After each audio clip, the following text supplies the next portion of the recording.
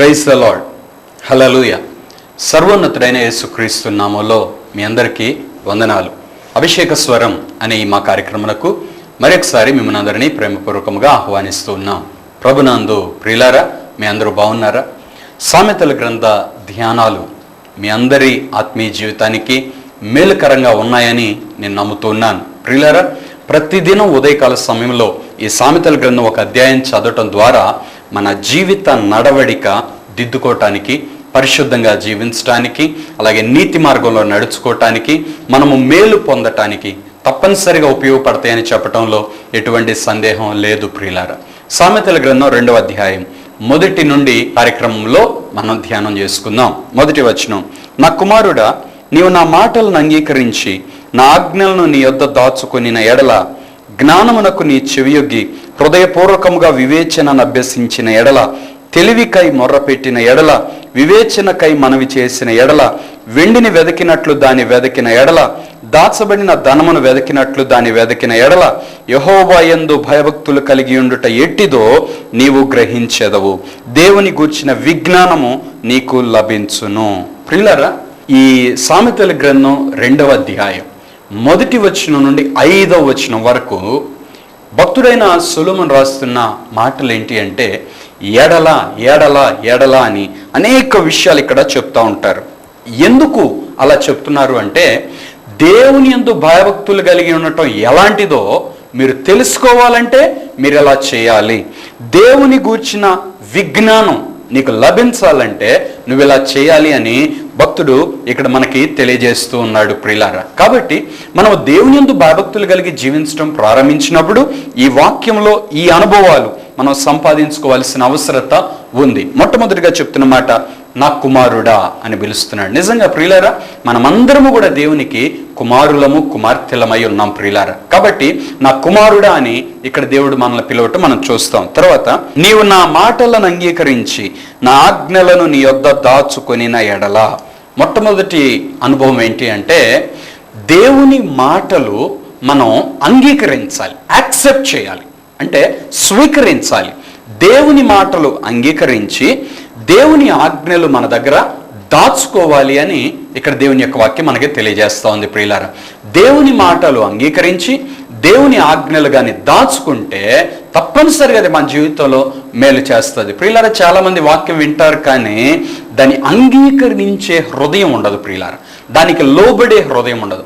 అంగీకరించటం అంటే అర్థం ఏంటంటే, ఆశీర్వాద సంబంధమైన ఒక మాట దైవజనుడు చెప్పాడు అనుకోండి, నువ్వు దానికి ఆమేన్ అని చెప్పి దాన్ని నమ్మి దాన్ని హృదయంలో స్వీకరించాలి. అలాగే ఒక ఆజ్ఞ ఏదైనా చెప్పారనుకోండి, దానికి ఆమేన్ అని చెప్పి ఇలా నేను ఉండాలి అనే ఒక తీర్మానం చేసుకొని దాన్ని నమ్మి దాన్ని నీ హృదయంలో తీసుకొని ఆ ప్రకారం మీ జీవితాన్ని కట్టుకోవాలి. ఈ రీతిగా వాక్యాన్ని ఎవరైతే తమ జీవితంలో అనుదినం అలా అన్వయించుకుంటారో అటువంటి వారికి ఈ 2 ఆశీర్వాదాలు దొరుకుతాయని భక్తుడు చెప్తున్నాడు. దేవుని యందు భయభక్తులు కలిగి ఉండటం ఎటిదో నీవు గ్రహిస్తావంటున్నాడు. రెండవది, దేవుని గురించిన విజ్ఞానం నీకు లభించును అని చెప్తూ ఉన్నాడు. రెండవదిగా చూసినట్లయితే ప్రియులారా, 2వ వచనం, జ్ఞానమునకు నీ చెవియొగ్గి హృదయపూర్వకముగా వివేచన నభ్యసించిన ఎడలా. ప్రియులారా, జ్ఞానానికి చెవి యొగ్గి అంటాడంటే వినాలి.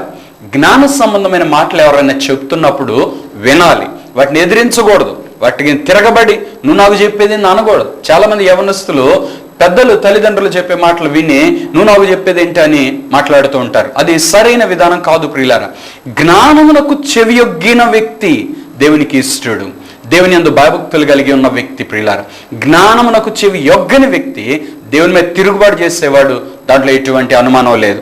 జ్ఞానమునకు నీ చెవియొగ్గి హృదయపూర్వకంగా వివేచనను అభ్యసించిన ఎడల, అంటే నీ హృదయపూర్వకంగా నువ్వేం అభ్యసించాలంటే వివేచన అభ్యసించాలట. వివేచన నువ్వు నేర్చుకోవాలంట. ప్రియులారా, కాబట్టి ప్రియులారా, జ్ఞానము, వివేచన ఈ 2 ఉన్నాయి. వినాలి, జ్ఞానం తెచ్చుకోవాలి, ఆ ప్రకారం అనుసరించాలి, వివేకము కలిగి ప్రవర్తించాలి. ప్రియులారా, ఇలా ఎవరైతే జీవిస్తారు అంటే దేవుని యొక్క వాక్యాన్ని విని దానిలోని జ్ఞానాన్ని తీసుకొని దానిలోని వివేచనను అభ్యసించి ఆ ప్రకారం ఎవరైతే నడుస్తారో వాళ్ళకి దేవుని యందలి భయభక్తులు కలిగి ఉండటం ఏంటో తెలుస్తూ ఉంటుంది. ఈ దినాల్లో మనం గమనిస్తే ప్రియులారా, ప్రపంచంలో చాలా మందికి యేసు ప్రభు అంటే ఇష్టమే, భక్తి ఉంది, కానీ భయం లేదు ప్రియులారా. ఎందుకంటే భయభక్తులు కలిగి ఉండాలంటే జ్ఞానమునకు చెవియొగ్గి వినాలి, ఆ ప్రకారం దాన్ని అనుసరించి నడుచుకోవాలి. అంటే మన భాషలో చెప్పుకోవాలంటే దేవుని యొక్క వాక్యం వినాలి, దానిని మన జీవితంలో అనుసరించి నడుచుకునే అనుభవం మనం కలిగి ఉండాలి. ప్రియులారా, ఈ కార్యక్రమం చూస్తున్న మిమ్మల్ని నేను ఈ ప్రశ్న అడుగుతున్నాను, దేవుని యొక్క వాక్యం వినే చెవులు మీకున్నాయా? అలాగే దేవుని యొక్క వాక్యాన్ని అనుసరించి నడుచుకునే మనస్సు మీకుందా? తప్పనిసరిగా మీకు అటువంటి అనుభవం కావాలి అని నేను మనవి చేస్తూ ఉన్నాను. 3వ వచనం, తెలివికై మొర్రపెట్టిన ఎడల, వివేచనకై మనవి చేసిన ఎడల. ప్రియులారా, తెలివి కోసం మొరపెట్టాలట, వివేచన కోసం మనవి చేయాలట, దేవునిని అడగాలి. ప్రియులారా, తెలివి కోసం దేవునిని అడగాలి. యాకోబు భక్తుడు కూడా తన పత్రికలో రాస్తున్నాడు కదండి, మీలో ఎవరికైనా జ్ఞానం కొద్దుగా ఉందా, అతడు దేవుణ్ణి అడగవలను, అప్పుడు అది అతనికి ధారాళముగా అనుగ్రహించబడును అని యాకోబు పత్రిక 1వ అధ్యాయం 5వ వచనంలో చెప్పబడుతోంది. ప్రియులారా, మరి మీకు తెలివి ఉందా, జ్ఞానం ఉందా? ఒకవేళ తెలివి తక్కువగా నేను ఉంటున్నాను, జ్ఞానం లేకుండా నేను మాట్లాడుతున్నాను, జ్ఞానం లేకుండా నేను ప్రవర్తిస్తున్నాను అని ఒకవేళ మీలో ఎవరైనా బాధపడుతుంటే మీరు చేయవలసిన పని ఏంటంటే మోకరించండి, ప్రార్థన చేయండి. జ్ఞానం కొరకు, తెలివి కొరకు దేవుణ్ణి అడగండి, దేవుడు తప్పనిసరిగా మీకు ఇస్తాడు. ఇక్కడ చెప్తున్న మాట ఏంటంటే తెలివికై మొర్ర పెడితే దేవుని యందలి భయభక్తులు ఏంటో తెలుస్తుందట. అంటే దేవుని యందలి భయభక్తులు కలిగి ఉండటం జ్ఞానమునకు మూలము అని 1వ అధ్యాయంలో మనం నేర్చుకున్నాం కదా ప్రియులారా. ఇప్పుడు ఇక్కడ తెలివికి నువ్వు మొరపెడితే, తెలివిని నువ్వు నేర్చుకుంటే దేవుని యందు భయభక్తులు కలిగి ఉండటం ఏంటో తెలుస్తుంది, దేవుని గురించిన జ్ఞానం ఏంటో నీకు తెలుస్తుంది. అంటే దేవుడు ఏమై ఉన్నాడో మీకు అర్థమవుతుంది. కాబట్టి మీరేం చేయాలంటే తెలివికై మొరపెట్టాలి, వివేచనకై మనవి చేయాలి అని దేవుని యొక్క వాక్యం చెబుతుంది. 4వ వచనం, వెండిని వెతికినట్లు దాని వెదకిన ఎడల, దాచబడిన ధనమును వెదకినట్లు దాని వెదకిన ఎడల. ప్రియులారా, దేవుని యందలి భయభక్తులు కలిగి జీవించడం అనేది అదొక అనుభవం, ఇట్స్ ఎ పర్సనల్ ఎక్స్పీరియన్స్. కాబట్టి దాన్ని మనం ఎలా వెతకాలని చెప్తున్నంటే వెండిని వెతికినట్లు దాన్ని వెతకాలట, దాచబడిన ధనమును వెతికినట్లుగా దాన్ని వెతకాలట. ప్రియులారా, మరి మీరు ఎలా వెతుకుతారు దేవునిని, దేవుని యొక్క జ్ఞానాన్ని? దేవుని గురించి తెలుసుకోవాలంటే అదొక పరిశోధనలో దొరికే అనుభవం. దేవుని వెతకాలి, ప్రార్థనలో దేవునిని వెతకాలి. ఎలా వెతకాలట? వెండిని వెతికినట్లుగా దాన్ని వెతకాలట, దాచబడిన ధనం వెతికినట్లు దాన్ని వెతకాలి. అంటే దాచబడిన ధనం దేవుని యందలి భయభక్తులు, వెండి లేక వెండి కంటే విలువైనది దేవుని యందలి భయభక్తులు. కాబట్టి మనం ఏం చేయాలో తెలుసా? పట్టుదలతో వెతకాలి. ఏమండి, మీరు ఒక 1000 రూపాయలు దాచిపెట్టుకున్నారు అనుకోండి, అవి మీకు కనిపించలేదు, ఎక్కడున్నాయో కనబడలేదు, ఖచ్చితంగా వెతుకుతారు కదా ఎక్కడ పెట్టామని. మరి డబ్బును వెతికినట్లుగా దేవుని యందలి భయభక్తులు కలిగిన జీవితాన్ని వెతికే అనుభవం మీకుందా? దేవునిని వెతికే అనుభవం మీకుందా? డబ్బులు కానీ ఒకవేళ ఒక చోట పెట్టి కనబడకపోతే, లేక ఇంట్లో ఉన్న వెండి లేక బంగారం ఒక చోట పెట్టి కనబడకపోతే అది దొరికేంత వరకు మనసులో ఎంత ఆతృత ఉంటుందండి, దానికోసం ఎంత వెతుకుతారు ప్రియులారా. బైబిల్లో యేసయ్య కూడా ఒక ఉపమానం చెప్పాడు. ఒక స్త్రీ దగ్గర 10 వెండి నాణ్యాలు ఉన్నాయంట, వాటిలో ఒక నాణ్యం ఆమె పోగొట్టుకుందంట. ఇంకా వెంటనే ఆమె చేస్తున్న పని ఏంటంటే దీపం వెలిగించి మంచం క్రింద ఊడ్చి ఇల్లు మొత్తం వెతుకుతుంది. ఆ తప్పిపోయిన నాణ్యం దొరికేంత వరకు వెతుకుతానే ఉంది. ఆఖరికి దాన్ని కనుగొన్నప్పుడే ఆమె జీవితంలో సంతోషం, అది దొరకనంత వరకు ఆమె జీవితంలో ఒక ఆవేదన, ఒక దప్పిక, నాకు అది కావాలి అని దాన్ని వెతకటం ప్రారంభించింది. దేవుని యందలి భయభక్తులు కలిగిన జీవితం అది ఒక అనుభవం. దాన్ని వెదికే దప్పిక కావాలి, దాన్ని వెదికే ఆశ కావాలి. అప్పుడు మనకి దేవుని యందలి భయభక్తులు కలిగి ఉంటే ఏమిటో అర్థమైంది, దేవుని గురించిన జ్ఞానం మనకి లభిస్తుంది. చాలా మందికి దేవుని గురించిన ప్రత్యక్షత సరిగా లేదు అని నేను ఖచ్చితంగా చెప్పగలను ప్రియులారా. చాలా మందికి దేవుని యందలి భయభక్తులు కలిగి జీవించే అనుభవం కూడా అంతగా కనిపించట్లేదు. ఎలా ఉంటుంది అంటే వీళ్ళ పరిస్థితి అంతా నామకార్థంగా ఏదో వెళ్ళాము వచ్చాం, దేవుని మందిరానికి వెళ్ళాం వచ్చాం, ప్రార్థన చేసుకున్నాం వచ్చాం అన్నట్లుగా ఉంటుంది. కానీ వీరి జీవితంలో దేవుని యందలి నేను భయభక్తులు కలిగి జీవించాలి, దేవుని సంతోషపెట్టే జీవితం జీవించాలి, దేవుని యొక్క మనస్సు నేను తెలుసుకోవాలి, దేవుని గురించిన జ్ఞానం నాకు కావాలి, ఇటువంటి అనుభవాలు మనం సంపాదించుకోవాలి ప్రియులారా. అందుకని ఇక్కడ చెప్తున్నాడు, ఆ రీతిగా మనం వెతికినట్లయితే, మొత్తం ఒకసారి చెప్తాను, దేవుని మాటలు అంగీకరించి దేవుని ఆజ్ఞలు దాచుకున్నట్లయితే, జ్ఞానమునకు చెవియొగ్గి హృదయపూర్వకంగా వివేచన అభ్యసించినట్లయితే, తెలివికై మొరపెట్టినట్లయితే, వివేచనకై మనవి చేసినట్లయితే, వెండిని వెతికినట్లు దాన్ని వెతికినట్లయితే, దాచబడిన ధనమును వెతికినట్లు దాన్ని వెతికినట్లయితే, యెహోవా యందు భయభక్తులు కలిగి ఉంటే ఎటిదో నీవు గ్రహించదో, దేవుని గురించిన విజ్ఞానము నీకు లభించును అని దేవుని యొక్క వాక్యం తెలియజేస్తుంది. 6వ వచనం, యెహోవాయే జ్ఞానమిచ్చువాడు, తెలివియు వివేచనయు ఆయన నోట నుండి వచ్చును. ప్రియులారా, ఒక అద్భుతమైన మాట, యెహోవాయే జ్ఞానమిచ్చువాడు. ప్రియులారా, చాలా మంది జ్ఞానం కోసం పుస్తకాలు చదివే వాళ్ళు ఉన్నారు. యండమూరి వీరేంద్రనాథ్ రాసిన పుస్తకాలు, విజయానికి 7 మెట్లు, ఇలాంటి పుస్తకాలు చదివే వాళ్ళని చాలా మంది నేను చూశాను. అప్పుడు నేను అనుకుంటా ఉంటాను, మనిషి జ్ఞానాన్ని వెతుకుతున్నారు వీళ్ళు, దేవుని జ్ఞానమైన బైబిల్ గ్రంథం ఉంది మన చేతిలో, ఈ బైబిల్ ఎందుకు చదవరు? ఈ బైబిల్ చదివితే నిజంగా ఎంత ఆశీర్వాదం, ఈ వాక్యం చదివితే ఎంత ఆశీర్వాదం, ఎంత జ్ఞానం. వాక్యాన్ని మించిన జ్ఞానం లోకంలో ఎవరైనా ఇవ్వగలుగుతారా? సృష్టించిన దేవుడు ఇవ్వలేని జ్ఞానం దేవుని చేత సృష్టించబడిన మనిషి ఇస్తాడా? చూసారా, కొంతమంది ఎంత అజ్ఞానవంతులంటే నవల్స్ చదివి జ్ఞానం తెచ్చుకుందాం అనుకుంటారు, సినిమాలు చూసి జ్ఞానం తెచ్చుకుందాం అనుకుంటారు, ఇంకా ఏ పుస్తకాలు చదివి జ్ఞానం తెచ్చుకుందాం అనుకుంటుంటారు. ప్రియులారా, ఇవన్నీ కాదండి. వివేకానందుడు రాసిన పుస్తకాలు చదివి జ్ఞానం తెచ్చుకుందాం అనుకునే వాళ్ళు కూడా లేకపోలేదు. దేవుని యొక్క వాక్యాన్ని చదవండి ప్రియులారా. వాక్యాన్ని మించిన జ్ఞానం భూమి మీద ఎక్కడా లేదు. ఈ వాక్యమే ప్రపంచములు నిర్మించబడటానికి మూలాధారమైన జ్ఞానము కలిగిన మాట. ప్రియులారా, దేవుని యొక్క వాక్యాన్ని ఎక్కువగా మనం చదివేవారుగా ఉందాం, తద్వారా అది మనకు ఎంతో ఆశీర్వాదం. చదువుకునే బిడ్డలకు నేను మనవి చేస్తున్నాను, యెహోవాయే జ్ఞానం ఇచ్చువాడు. నీ జ్ఞానం కావాలి అంటే ప్రార్థన నీ జీవితంలో ఉండాలి, వాక్యం మీ జీవితంలో ఉండాలి. వాక్యము తగ్గితే మీ జీవితంలో జ్ఞానం ఉండదు, వాక్యము పెరిగితే మీ జీవితంలో జ్ఞానం ఉంటుంది. ప్రియులారా, ఇంగ్లాండ్ దేశంలో ఒక వృద్ధులైన తల్లి తన బిడ్డ అసలు చదవలేక బాగా తెలివి తక్కువగా అయిపోతూ ఉన్నా అంట. ఏం చేయాలో ఇంకా అర్థం కాలేదు. పాస్టర్ గారి దగ్గర తీసుకొచ్చింది. పాస్టర్ గారు ప్రార్థన చేయండి, మా అబ్బాయికి బాగా తెలివి వచ్చేలా ప్రార్థన చేయండి అని చెప్పింది. పాస్టర్ గారు ప్రార్థన చేసి ఆమెతో ఒక మాట చెప్పాడంట. అదేంటంటే, దానియేలు గ్రంథం 1వ అధ్యాయం 17వ వచనం, ఇది ఒక వాగ్దానంగా నీ బిడ్డకు చదివించమ్మా, ప్రతిరోజు ఆ పాఠాలు చదివబోయే ముందుగా ఈ వాక్యాన్ని చదివించి ఆ తర్వాత పిల్లవాడి పాఠాలు చదవమని చెప్పమ్మా, అప్పుడు దేవుడు తప్పనిసరిగా బిడ్డ జ్ఞానం ఇస్తాడు అని ఆ దైవజనుడు చెప్పాడంటండి. వెంటనే ఈ తల్లి వెళ్ళి అలాగే చేయటం ప్రారంభించింది. ప్రియులారా, పాఠాలకు ముందు బైబిల్ తెరిచి దానియేలు గ్రంథం 1వ అధ్యాయం 17వ వచనం చెప్పబడుతుంది. అక్కడ ఏమని రాయబడి ఉంటుందంటే, ఈ 4 బాలుర సంగతి ఏమనగా దేవుడు వారికి జ్ఞానమును, వివేచనను, వివేకమును అనుగ్రహించెను అని వ్రాయబడి ఉంటుంది ప్రియులారా. కాబట్టి ఆ వాక్యాన్ని పదే పదే తన కుమారుడికి చెప్పించడం ప్రారంభించింది ఆ వృద్ధురాలైన తల్లి. ఆ వాక్యం చదువుతూ ఉండగా ఎప్పుడు ఫెయిల్ అయ్యే ఆ బాబు ఆ సంవత్సరం పాస్ అయ్యాడు ప్రియులారా. ఆ మరుసటి సంవత్సరం ఆ బాబుకి ఇంకా ఎంత జ్ఞానం, ఎంత జ్ఞాపక శక్తిని దేవుడిచ్చాడంటే, ఆ మరుసటి సంవత్సరం స్కూల్ ఫస్ట్ వచ్చాడు. ఆ తర్వాత ఇంకా ఉన్నతమైన రీతిలో ఆ అబ్బాయి ఉత్తీర్ణుడైనాడు. ప్రియులారా, దేవుని యొక్క వాక్యం జ్ఞానం ఇస్తుంది, మిమ్మల్ని ఆశీర్వదిస్తుంది. నీకు నిజంగా జ్ఞానం, జ్ఞాపక శక్తి కావాలి అంటే దేవుని యొక్క వాక్యాన్ని చదివే అనుభవం కావాలి ప్రియులారా. చాలా మంది తల్లిదండ్రులు పిల్లలకి ఏ వస్తువు కావాలంటే ఆ వస్తువు నిమిషాల్లో కొనిస్తారు, కానీ ఒక బైబిల్ కొనిచ్చారా మీ పిల్లలకి? ఈ కార్యక్రమం చూస్తున్న ప్రతి తల్లిని, తండ్రిని నేను ఒక ప్రశ్న అడుగుతున్నాను. నీ కొడుక్కో లేక నీ కూతురుకో అన్ని పుస్తకాలు, నోట్స్ కావాలంటే నోట్స్ కొనిస్తావు, పెన్నులు కావాలంటే పెన్నులు కొనిస్తావు, బ్యాగులు కావాలంటే బ్యాగులు కొనిస్తావు, ఎలాంటి బుక్స్ కావాలంటే గైడ్స్ కావాలంటే అన్ని కొనిస్తావు. ఒక్క బైబిల్ కొనిచ్చావా నీ కుమారుడికి? ఒక బైబిల్ కొనిచ్చావా నీ కుమార్తెకి? బైబిల్ చదవటం నీ బిడ్డలకు మీరు నేర్పగలుగుతున్నారా? ప్రియులారా, ఈ మధ్య కాలంలో ఒక చిన్న సందేశం ఒకటి నేను చదివాను ప్రియులారా.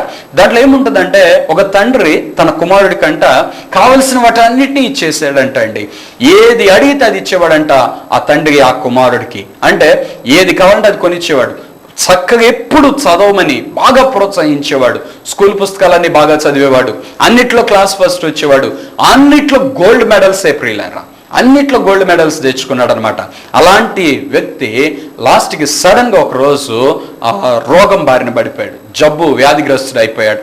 వెంటనే ఆ వ్యక్తి ఎక్కడున్నా అంటే ఇప్పుడు మంచం మీద, మరణ పడక మీద ఉన్నాడు. ఆ సమయంలో ఆ కుమారుడు వాళ్ళ తండ్రిని పిలిచి అడుగుతున్నాడు, నాన్న నా సర్టిఫికేట్స్, నా పట్టాలు, నా గోల్డ్ మెడల్స్ ఒకసారి నా దగ్గర తీసుకొని రండి నాన్న, వాటన్నిటిని ఒకసారి నేను చూడాలనుంది అంటాడు. అనగానే వాళ్ళ నాన్న అవన్నీ తెప్పిస్తాడు. ఆ గోల్డ్ మెడల్స్ ఎన్నో ఉన్నాయి, పట్టాలు ఎన్నో ఉన్నాయి, సర్టిఫికెట్స్ ఎన్నో ఉన్నాయి, మనుషుల చేత పొగడబడిన ఘనతలు ఎన్నో అక్కడ కనబడుతున్నాయి.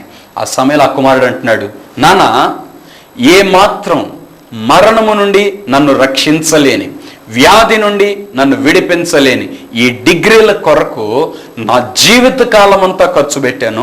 ఇదిగో ఈ గోల్డ్ మెడల్స్ అయితే నాకు వచ్చినాయి, కానీ ఇప్పుడు నేను చనిపోబోతున్నాను, ఇవి నాకు ఏమాత్రం ఉపయోగంగా అనిపించలేదు, నన్ను బ్రతికించలేకపోతున్నాయి, నన్ను కాపాడలేకపోతున్నాయి, నాకు ఆరోగ్యం ఇవ్వలేకపోతున్నాయి అని చెప్పి ఆ తర్వాత ఆ కుమారుడు తన తండ్రిని అడుగుతున్న మాట ఏంటంటే, నాన్న, నాకు కావలసిన పుస్తకాలన్నీ కొనిచ్చావు, కానీ ఒక్క బైబుల్ ఎందుకు కొనిలేదు నాన్న అని అడిగాడంటండి.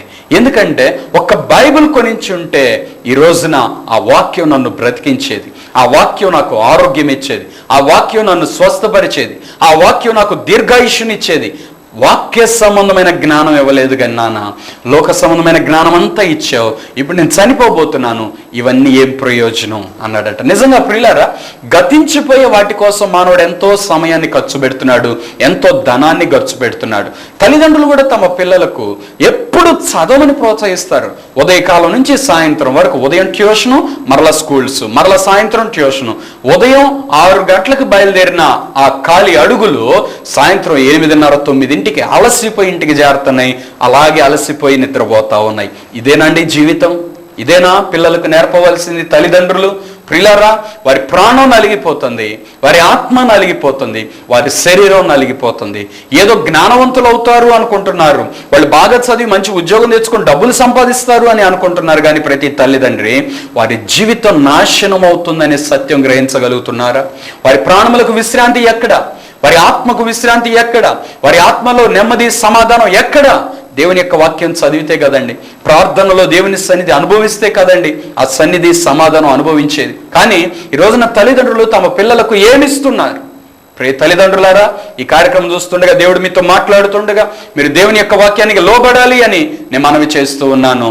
మీ పిల్లలకు దేవుడు జ్ఞానం ఇచ్చే దేవుడు అని తెలియపరచగలరా? దేవుడే జ్ఞానమునకు మూలమని చెప్పగలరా? దేవుడు లేకపోతే నీకు జ్ఞానం లేదు అనే సత్యం మీరు చెప్పగలరా మీ పిల్లలకి? చెప్పండి ప్రియ తల్లిదండ్రులారా.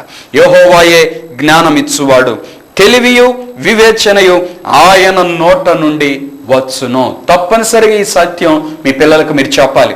దేవుని యందు భయభక్తులు కలిగి ఉండటం ఏమిటో నేర్పాలి. దేవుని గురించిన జ్ఞానం పిల్లలకు నేర్పాలి. ఇశ్రాయేలీయులకు దేవుడిచ్చిన ఆజ్ఞ, దేవుడు చేసిన కార్యాలన్నీ వారి తర్వాత వాళ్ళు వాళ్ళ పిల్లలకి చెప్పాలి. తప్పనిసరిగా చెప్పాలి. చెప్పబోతే ఒప్పుకునేవాడు కాదు దేవుడు. ప్రియులారా, మరి ఈ కార్యక్రమం చూస్తున్న తల్లిదండ్రులుగా మీరు దేవుని గురించి ఏ విషయాలు మీ పిల్లలతో మీరు చెప్తున్నారు?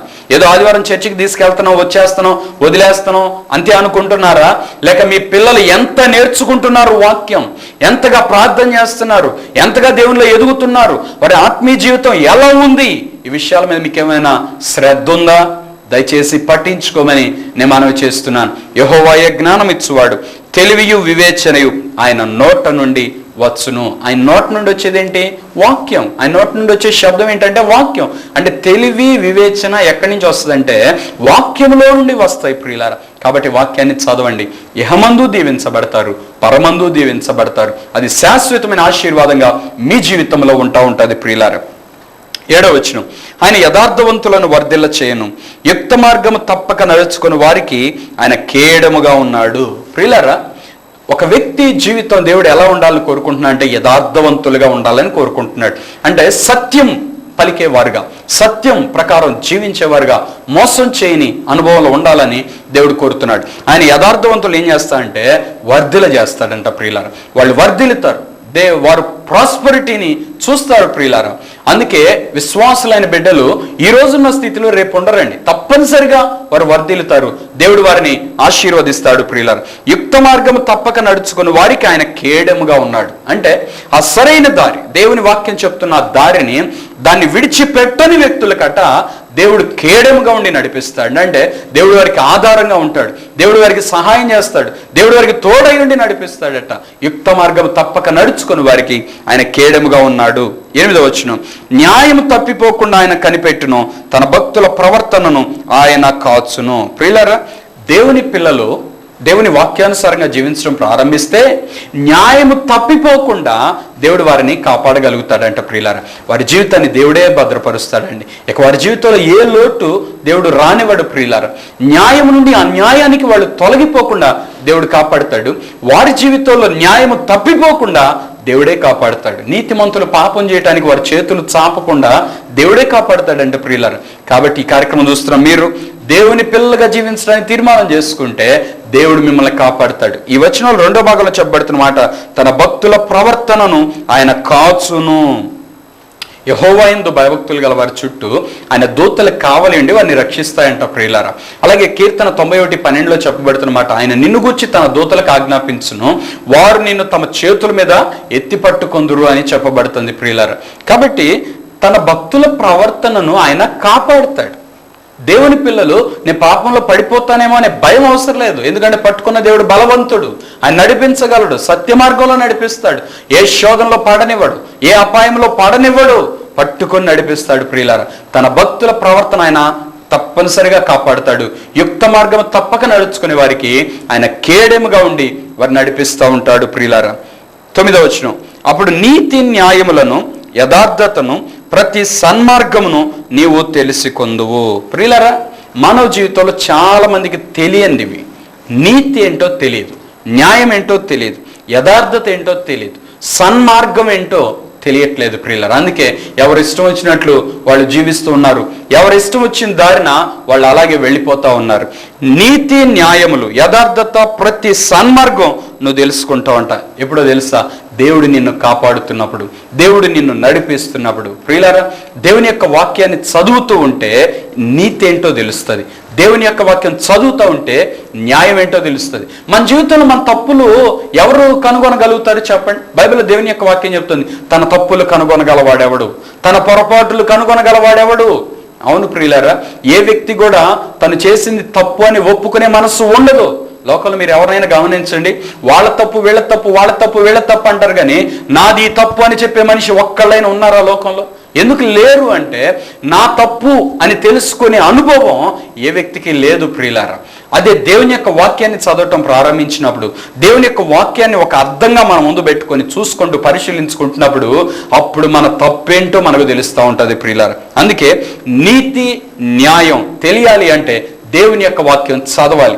వాక్యం చదవని వ్యక్తి నీతిలో లేడు, న్యాయంలో లేడు అన్నది వాస్తవం ప్రియులారా. తర్వాత యథార్థతను ప్రతి సన్మార్గమును నీవు తెలుసుకుందువు అంటున్నాడు. అలాగే ఆ యథార్థత, అలాగే ప్రతి సన్మార్గం, ఆ మంచి దారి, ఇవన్నీ దేవుడే తెలియపరిచే విషయాలు. కాబట్టి ప్రియులారా, తప్పనిసరిగా మీ జీవితంలో దేవుని యొక్క వాక్యం చదవటం నిర్లక్ష్య పెట్టద్దు అని నేను మనవి చేస్తున్నాను.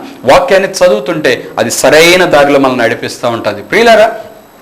చిన్నప్పుడు సండే స్కూల్లో ఒక పాట ఉంటుందండి, చుక్ చుక్ బండి రైలు బండి ఎక్కవచ్చును ఎవరైనను అని ఉంటుంది. ఆ బండికి 2 డ్రైవర్లు ఉంటారు.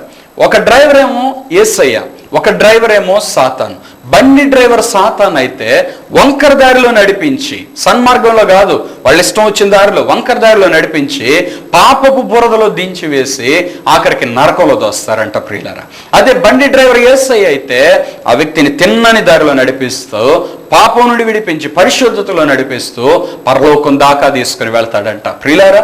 మరి మీ జీవితానికి ఎవరిని డ్రైవర్గా పెట్టుకొని నడుస్తున్నారు? మీ అంతటి మీరు నడవలేరు.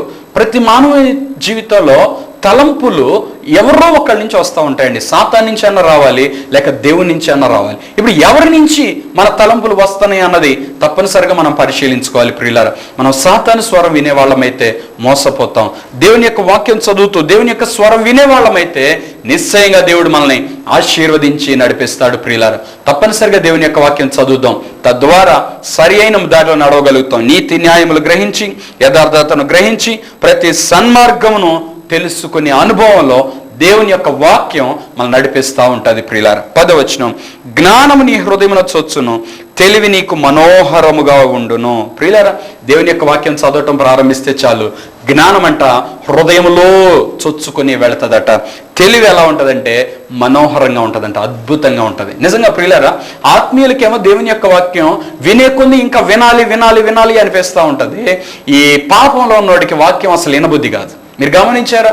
పాపంలో జీవించే వ్యక్తి, చీకటిని ప్రేమించే వ్యక్తి, చీకటిని ప్రేమించేవాడు ఇప్పుడు వెలుగులోకి రాలేడు, వెలుగును చూడలేడు. వెలుగు వాడికి భయంకరంగా ఉంటుంది ప్రియులారా. ఏ వ్యక్తి అయినా, ఈ భౌతికమైన నేత్రాలైనా ఒక సంవత్సరం పాటు చీకటిలోనే ఉన్నాయి అనుకోండి, ఒక్కసారి వెలుగును తీసుకొచ్చేస్తే వాళ్ళకి వెలుగు ఒక భయంకరంగా ఉంటుంది. వెలుగును చూడలేరు, తట్టుకోలేరు చూస్తే. కాబట్టి ప్రియులారా, పాపంలో ఉన్న వ్యక్తి పాపాన్ని ప్రేమిస్తాడు కానీ ఈ పరిశుద్ధతని చూడలేడు. ప్రియులారా, మీ జీవితంలో మీరు పాపాన్ని ప్రేమించేవారా, పరిశుద్ధతను ప్రేమించేవారా? దేవుని ప్రేమించేవారా అయితే ప్రియులారా, తెలివి మీకు మనోహరంగా ఉంటుంది, దేవుని యొక్క వాక్యం మీకు అద్భుతంగా ఉంటుంది. దావీదు అంటాడు బైబిల్లో, ప్రభా నీ వాక్యం జుంటి తేనె దారాల కంటే మధురంగా ఉంది ప్రభా అంటాడు. నీ వాక్యములు నాకు దొరకగా నేను వాటిని భుజించి తిని అని మరొక భక్తుడు చెప్తుంటాడు. ప్రియులారా, దేవుని యొక్క వాక్యం మనకు అద్భుతమైన స్వీట్నెస్ ఇస్తూ ఉంటుంది ప్రియులారా. కానీ కొంతమందికి ఇది భయంకరంగా ఉంటుంది. అమ్మో, ఇంత పరిశుద్ధంగా మేము బతకలేమండి, ఇంత ఖచ్చితంగా మేము ఉండలేమండి అని చెప్పి వాళ్ళు లేకపోలేదు. కారణం ఏంటంటే వీళ్ళు చేస్తున్న పాపాలు సమర్థించుకుంటున్నారు కానీ దానివల్ల ప్రమాదమని, పాపం వల్ల వచ్చే జీతం మరణమని, ఆ తర్వాత నిత్య నరకాగ్నికి వెళ్లే ప్రమాదం ఉందని, ఈ సత్యం అజ్ఞానం లేని స్థితిలో ఉంటా ఉన్నారు ప్రియులారా. సాతాను వారి మనోనేత్రాలు మూసేశాడు, అందుకే వెలుగుని ఇక చూడలేకపోతున్నారు. అందుకే లోకాన్ని, పాపాన్ని, చీకటిని వీటినే చూస్తున్నారు ప్రియులారా. ప్రియులారా, మీరు దేనిని చూసేవారు? అందుకే ప్రతి విశ్వాసి తప్పనిసరిగా ప్రతి ఉదయం వాక్యం చదవాలి, ప్రతి దినం ప్రార్థన చేయాలి. ప్రార్థన వాక్యం ఏ వ్యక్తి అయితే కలిగి ఉంటాడో ఆ వ్యక్తి వెలుగులో ఉన్న వ్యక్తి. ఒకవేళ నువ్వు వాక్యం చదవని వ్యక్తివా, ఖచ్చితంగా నేను చెప్తున్నాను, నువ్వు చీకట్లో నడుస్తున్నావు. ఎందుకంటే బైబిల్లో 119వ కీర్తనలో దావీదు చెప్తున్నాడు, నీ వాక్యం నా పాదములకు దీపం, నా త్రోవకు వెలుగై ఉంది. నువ్వు వాక్యం చదవలేదు కదా ఈరోజు, మరి నీ పాదాలకు దీపం లేదు కదా, నీ త్రోవ వెలుగులో లేదు కదా, ఈరోజు నీ అడుగులు ఇటుబడుతున్నాయి. ఈరోజు నీ జీవితం ఎటుపోతుంది? చీకట్లో పోతుందేమో, జాగ్రత్త. వెలిగించుకో, వెలుగులో నడు, ప్రభుతో నడు, ఆశీర్వాదకరంగా నడుస్తావు. ప్రియులారా, జ్ఞానం కలిగి మనం జీవించాలి. ఈ లోకంలో జీవిస్తున్నాం, తెలివి కలిగి జీవించాలి, దేవుని యందు భయభక్తులు కలిగి జీవించాలి. దేవుని ఎన్నడూ విడిచిపెట్టిన అనుభవంలో మనం ముందుకు సాగాలి. అటువంటి కృప దేవుడు మీకు అందరికీ దయచేయను గాక. ఒక నిమిషం తల వంచి కళ్ళు మూసుకోండి, మీ కొరకు ప్రార్థన చేస్తాను. మహాపరిశుద్ధుడైన తండ్రి, ప్రేమ కలిగిన ప్రభువానికి వందనాలు, స్తోత్రాలు. ఈ కార్యక్రమం చూస్తూ సామెతల గ్రంథ ధ్యానాలు ఈ 2వ అధ్యాయం 1వ వచనం నుండి 10వ వచనం వరకు విన్న ఈ సందేశం బిడ్డల హృదయాల్లో నీరు కట్టి ఫలింపచేయమని ప్రార్థన చేస్తున్నాం. తండ్రి, నీ యందు భయభక్తులు కలిగి జీవించటకు, నీ వాక్యం చదవాలని, ప్రార్థన చేయాలని మీరు మాతో మాట్లాడిన ప్రతి మాటను బట్టి స్తోత్రాలు. తండ్రి, నిన్ను గురించి మేము తెలుసుకోవాలన్నా, సన్మార్గంలో నడవాలన్నా, నీతి న్యాయం కలిగి మేము జీవించాలన్నా, యథార్థంగా మేము జీవించాలన్నా నీ వాక్యమే అన్నిటికీ మూలం కదా తండ్రి. వాక్యానుసారమైన జీవితం మాకు దయచేయండి. ఎంతమంది వాక్యం చదవలేకపోతున్నారు, బిడ్డలకు వాక్యం చదివే మంచి మనస్సు మీరు దయచేయమని ప్రార్థన చేస్తున్నాను. ఎంతమంది ప్రార్థన చేయలేకపోతున్నారు ప్రభువా, వారి మీద బలమైన ప్రార్థనాత్మను దయచేయండి తండ్రి. వారి మీద విజ్ఞాపనాత్మను దయచేయండి ప్రభువా, మొర్రపెట్టి ఆత్మను దయచేయండి తండ్రి. రోమా 8:26 ప్రకారం ఉన్న అదే ఆత్మ బిడ్డల హృదయాల్లో ప్రవహించాలని ప్రార్థన చేస్తున్నాను తండ్రి. ఎంతమంది ఈ కార్యక్రమం చూస్తున్నారు అందరూ మీరు తాకండి ప్రభువా, ఆశీర్వదించమని ప్రార్థన చేస్తున్నాను. ప్రతి కుటుంబాన్ని ఆశీర్వదించండి తండ్రి. వీరికున్న సమస్యలన్నిటి నుంచి విడుదల దయచేయండి, నెమ్మదిని సమాధానం దయచేయండి. గాయపరచబడిన హృదయాలు ఆదరించండి ప్రభువా. అయ్యా, బిడ్డలేని బిడ్డలకు గర్భఫలం దయచేయమని ప్రార్థన చేస్తున్నాను. వివాహం కాని బిడ్డలకు త్వరలో వివాహం జరగడానికి సహాయం చేయండి తండ్రి. వీరికున్న ప్రతి అనారోగ్య స్థితి నుండి విడిపించండి ప్రభువా. Gastric problem, sugar problem, hepatitis B యేసునామములో ఇప్పుడే తొలగిపోవాలని ప్రార్థన చేస్తున్నాను తండ్రి. బిడ్డలు ముట్టండి. థైరాయిడ్ ప్రాబ్లం యేసునామములో నార్మల్ అవ్వాలని ప్రార్థన చేస్తున్నాను తండ్రి. బిడ్డలకున్న గుండె సంబంధించిన వ్యాధులు, లివర్ సంబంధించిన వ్యాధులు, కిడ్నీ సంబంధించిన వ్యాధులు యేసునామములో ఇప్పుడే తొలగిపోవాలని ప్రార్థన చేస్తున్నాను. బిడ్డలు ముట్టండి, స్వస్థపరచని, ఆశీర్వదించమని, విత్తమైన వాక్యం నీరు కట్టి ఫలింపజేసి దీవించమని యేసు నామములో ప్రార్థిస్తున్నాను తండ్రి, ఆమేన్. ప్రియులారా, ప్రభు మీ జీవితంలో గొప్ప కార్యాలు చేయబోతున్నారు. నమ్మకస్తులుగా జీవించండి, ప్రతిదినం దేవుని యొక్క వాక్యం చదవండి, ఎప్పుడు ప్రార్థన చేయండి. దేవుడు మీకు తోడయుండి నడిపిస్తాడు. దేవుడు మిమ్మల్ని అందరినీ దీవించును గాక, ఆమేన్. మీ కానుకలు, మీ ప్రేమపూర్వకమైన విరాళాలు మాకు పంపించటకై మా account number 115894442996, state bank of India, IFSC code SBIN 0003726.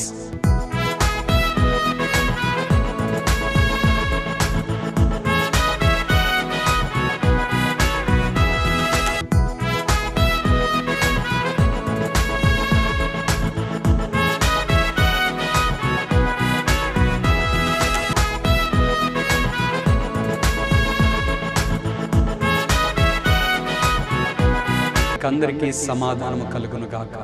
God bless you.